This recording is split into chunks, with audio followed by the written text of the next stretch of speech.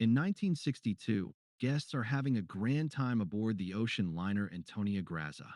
Francesca and the band play wonderful music, so everyone is dancing, except Katie. A waiter notices her with a spelling toy and helps her form the words, "I'm so bored." Eventually, the captain sees Katie sitting alone and asks her to dance. The evening stays cheerful, and no one notices when a mysterious person lifts a lever and unravels a wire. It spins for several seconds before snapping and flying across the dance floor.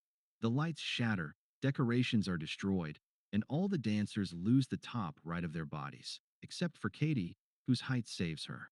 40 years later, salvagers work to retrieve a broken ship, which is taking in too much water and getting heavier. EPS slides down a wire into the old ship and finds a puncture in the port floater. It'll flood in 5 minutes. Captain Murphy wants to abandon it, but EPS insists on repairs. Mayor and Dodge jump in, and together they weld metal to successfully cover the hole. Later, the group celebrates their rescue and pay. Just then, they're approached by Fairman, a pilot, who wants to hire them. He shows them a photo of a ship he saw last month in the Bering Sea, but got no response. He saw it again a few days ago. The group agrees to take the job, and Fairman joins them. The crew leaves early the next morning, but finds nothing all day. In the evening, Santos sees something and calls Murphy, but it's gone. The radar shows nothing, and Murphy thinks Santos imagined it. A few seconds later, though, the radar detects something. EPS joins the others to keep watch and notices the mysterious thing appears and disappears. Murphy tries the radio, but it's dead. Suddenly, a massive ship appears in front of them, and Santos quickly stops their tugboat, barely avoiding disaster. The tugboat's engine gets damaged. Murphy recognizes the name, Antonia Grazza, and explains it was an Italian ship that vanished without a trace in 1962, a legendary find for any captain. Using the crane, half the group boards the ship to investigate while the others monitor the tug. Life preserver lockers are empty. All lifeboats are gone. As soon as they enter the ship, they lose connection with the tugboat. The group follows a strange noise and finds a ticking pendulum clock. When it strikes time, it startles them. They don't see Katie's toy, which moves on its own to say, "Welcome aboard." As they move deeper, the tugboat radio picks up static. The group opens a heavy door and enters a lower level, where the floor collapses under Munder. EPS grabs him just in time, nearly falling herself, but the others pull her to safety. EPS glimpses Katie in the lower room, but she disappears. With effort, Dodge and Murphy pull EPS and Munder up. No one is hurt. They reach the bridge. Sadly, both the compass and helm are dead, and the fuel tanks are empty. Murphy takes the ship's log. Dodge finds a digital watch, impossible in 1962. It means someone discovered the ship before, but left it behind. With nothing else to see, Murphy announces they'll rest for the night and tow the ship in the morning. Back on the tugboat, Fairman asks what they learned. Murphy says they couldn't find a cause and tells the story of the Marie Celeste, another ghost ship, found with no bodies, able to travel for miles until it ran out of fuel. The crew debates what to do with the ship the next morning. Murphy wants to tug it, but Santos doubts their boat can pull that weight. They can't anchor it or come back later, since its anchors are missing. Greer agrees to fix the tug's engine. It'll take about 2 weeks to reach shore.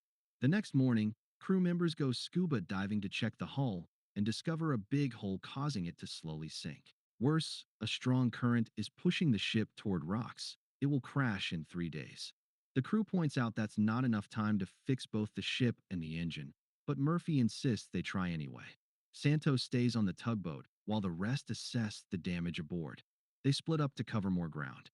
Soon after, they find the radios don't work inside.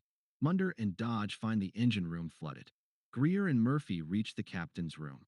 Murphy enters alone, finds the captain's hat, a bloodstained razor, and whiskey. He decides to drink, but when he looks in the mirror, he sees himself as the old captain. With a blink, the reflection returns to normal, and Murphy leaves without mentioning it. Greer explores alone and discovers the elevator has fallen. Meanwhile, EPS gets separated from Fairman when she discovers the pool room, filled with bullet holes in the walls and shell casings on the floor. When climbing the ladder, Katie appears again, causing EPS to fall and pass out. When she wakes up, she doesn't notice her blood flowing into a floor hole. Fairman finds her and helps her out as blood flows through a wall hole. The duo leaves as all the holes start bleeding, filling the pool with bloody water and bodies. Suddenly, Francesca's singing echoes around the ship and on the radios. Greer follows the music to the dining room, finds a piano with a lit cigarette, a Francesca poster, and feels drawn to her, even as she secretly watches. In the laundry, EPS checks the vent, water bursts in, flooding the room. The door closes itself. The panicked duo spots bodies in the water, less than a month old. EPS tries contacting the others, but radios are silent. She and Fairman search for an exit, wandering the corridors until Fairman admires an old car in the cargo hold. EPS notices movement under mailbags, uncovering a box and kicking it open. Rats scatter, exposing gold bars. Efforts to tell the others fail as the radio turns to static and a voice calls EPS's name, saying it's cold. The duo keeps moving to the galley, and EPS investigates the fridge, startled by screaming hanging cloths that turn out to be Dodge and Munder's prank. Minutes later, the crew gathers in the cargo hold and opens more boxes, even more gold. Everyone celebrates except Greer, who says it needs to be insured. Dodge notes the markings are filed off, meaning the bars were stolen. Munder points out that explains the 1962 incident, but they've also found recent corpses. Murphy reminds them that anything found in international waters belongs to the finder, so the group agrees to take the gold and leave the ship. While most of the crew pack the gold, Greer and Santos return to the tugboat for engine repairs. At that moment, in the engine room, a propane valve moves on its own. Katie senses trouble and tries warning EPS, but is shoved away by another ghost. Greer starts the tugboat, causing an explosion in the engine room. Munder and Fairman jump clear. Santos's body is on fire, so he dives into the water as half the tugboat explodes. On the ship, EPS is thrown by the shockwave, but she recovers and jumps in to help her friends, rescuing Greer while Fairman grabs Munder. Santos is missing. Katie watches all this from the liner. Now, the crew is stuck for the night in the haunted ship. Dodge blames Santos's death on Fairman for not researching the ship before hiring them, wanting to fight, but Greer stops him. EPS encourages everyone to repair the ship to survive or go home. Argument follows and Greer punches Munder. The men are dragged to separate rooms. Later, Katie dances by the pool. In the kitchen, Dodge and Munder find old canned food and are briefly happy until they discover worms. EPS checks the passenger list and sees Katie's name as traveling alone. She finds Katie's room after most doors slam shut, except one that opens for her. Inside, she hears humming and sees Katie's belongings, but horror replaces sweetness as EPS finds Katie's body in the closet.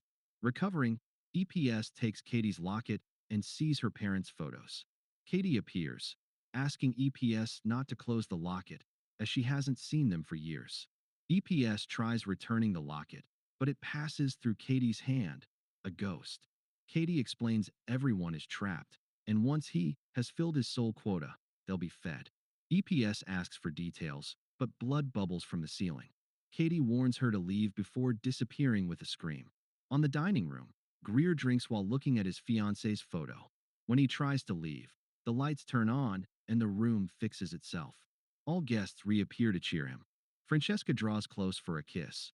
Greer thinks it doesn't count as cheating.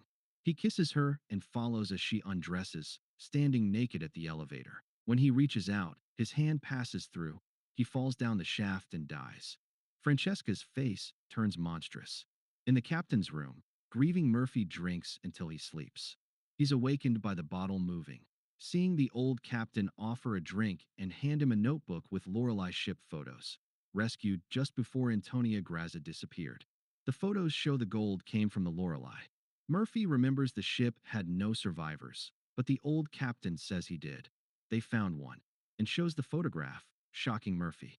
Now terrified, Murphy searches for his crew, but finds Santos's ghost. Murphy tries to escape, but Santos keeps appearing, blaming Murphy for his death. EPS and Fairman find Murphy, but he sees them as Santos and attacks. EPS defends herself, and when Murphy becomes violent, she stabs his foot. He's about to strike her down, but Fairman knocks him out. The crew reunites, and they agree to lock Murphy in the aquarium for safety. By morning, Greer is still missing.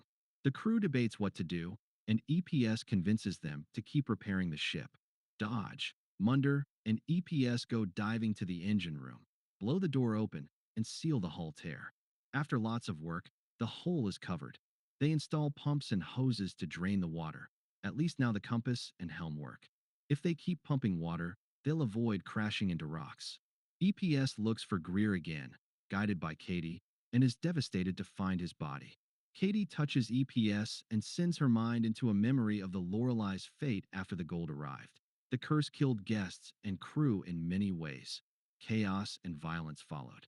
They fought over gold. Humans dragged Katie to her room and killed her, and Francesca manipulated the leader, had him kill others, then shot him. But one man remained. He kissed Francesca, killed her with a hook, and marked her hand. EPS realizes that man is Fairman. Remembering Fairman was with Murphy, EPS races to the aquarium, finding Murphy dead. Frantic, she breaks down. In the engine room, a clog stops the hoses. Munder dives to fix it. Dodge hides in the bridge to control the ship. EPS returns and tells Dodge about Murphy, but before she explains, Fairman enters. EPS insists they leave immediately, sends Dodge and Fairman to keep watch on each other, and gives Dodge a gun. Meanwhile, Munder, swimming, feels his legs trapped. The gears move and crush him. EPS finds his blood in the water. On the bridge, Fairman tries to leave, but Dodge blocks him, threatening with a gun. Fairman taunts Dodge, and Dodge shoots to wound him, but Fairman survives. Meanwhile, EPS is setting explosives. Dodge finds her and says Fairman is dead. EPS is skeptical and reveals she intends to blow up the ship. Dodge hates this and argues, but EPS refuses to back down. When he tries to take the detonator, she avoids him. Dodge erupts in rage, so EPS asks why he didn't mention Munder. Suddenly, Dodge turns into Fairman. He took Dodge's face after killing him. Fairman reveals he's a soul sent to hell for a life of sin, cursed to fill ships with corrupted souls and send them to hell. Innocents like Katie don't count. He offers to let EPS go if she doesn't blow up the ship, but she refuses. Just as she's about to detonate the bombs, Fairman uses a beam to strike her. She drops the detonator and falls into the water. Fairman dives in and attacks, but EPS grabs a crossbow underwater and stabs his leg. While he's distracted, she shoots the detonator and sets off the explosives. The ship explodes, freeing the souls. EPS swims among the debris and is guided to safety by Katie, who bids a final goodbye before she and the other souls vanish. On the surface, EPS watches lights float up around the sinking ship and clings to floating wreckage. A ship rescues her. Later, on land, paramedics bring her to an ambulance. She's shocked to see boxes of gold and Fairman following them, alive, as officers move the gold. EPS tries to scream, but the ambulance doors close in her face.